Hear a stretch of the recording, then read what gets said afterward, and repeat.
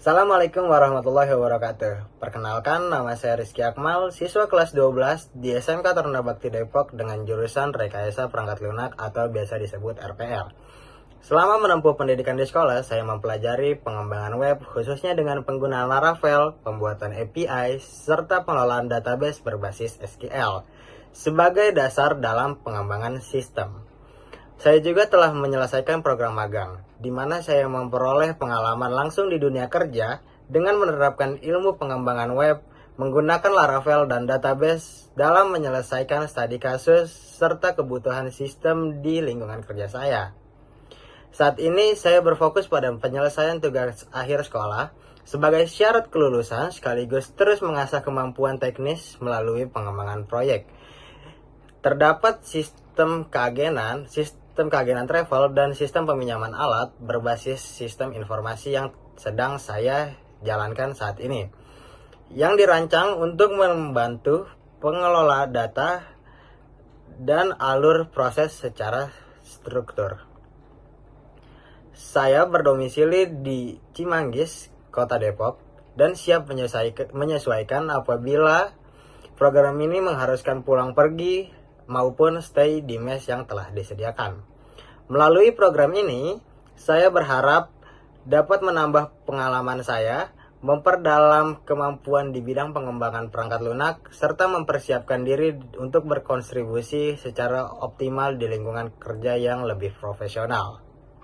Pada technical challenge yang diberikan tim Brain Digital kepada kami yaitu sistem pencatatan insiden, di mana terdapat model penting yaitu kurir insiden yang memiliki relasi dengan customer ID dengan many to one ke kurir customer dan sifatnya wajib, dan juga shipment ID relasi many to one ke kurir customer dengan sifatnya opsional. Terdapat juga field-field lain seperti incident type dengan pilihan alt issue, lost item, delay, atau lainnya dengan default lainnya, other. Dan juga terdapat incident daytime yang berfungsi kapan log incident ini dibuat. Dan juga terdapat severity atau urgency yang memiliki pilihan seperti low, medium, atau high dengan defaultnya low.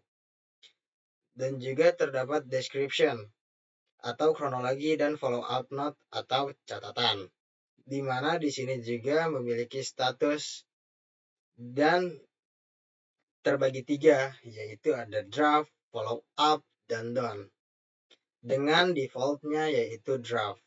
Dan juga terdapat resolve at, di mana untuk mengetahui kapan diselesaikannya.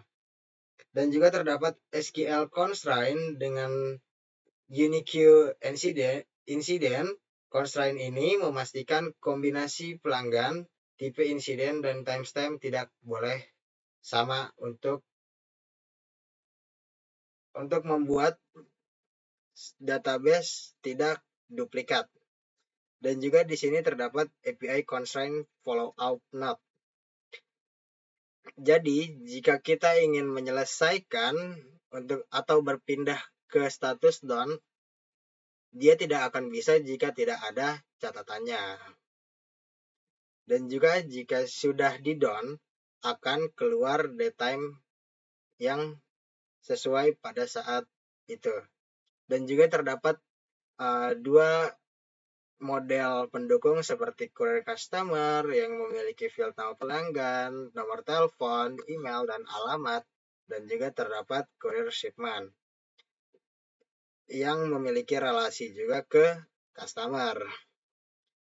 Nah, kita masuk kepada halaman view-nya, di mana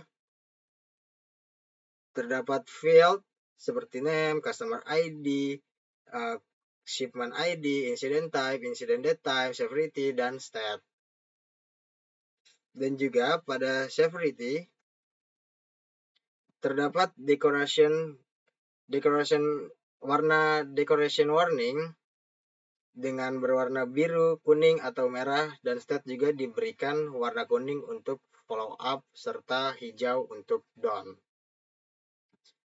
Nah, lalu selanjutnya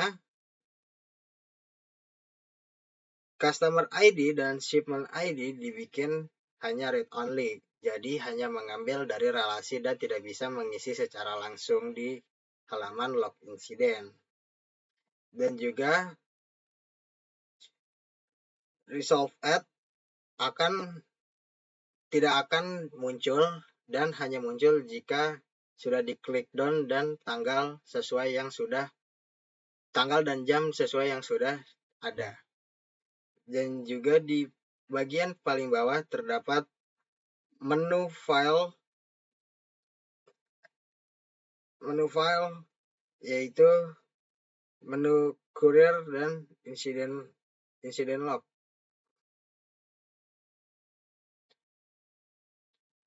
Nah, kita masuk ke halamannya dan kita langsung untuk testing. Jadi kita untuk menambah data baru, kita buat judul insiden misalnya barang hilang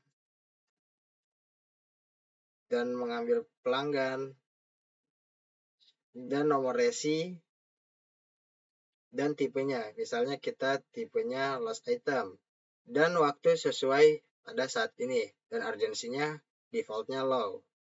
Kita ubah jadi medium. Dan waktu tidak akan bisa diisi. Ini kronologi kita isi misalnya barang hilang.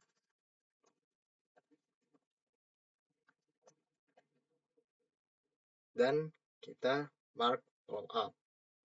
Nah, status sudah berpindah ke follow up. Nah, urgensinya medium, statusnya follow up. Dan jika ingin diselesaikan, kita klik resolve. Nah, pada saat ingin diselesaikan tidak akan bisa karena follow up note tidak diisi. Jadi kita harus mengisi. Misalnya kompensasi. Nah, ini baru bisa diselesaikan.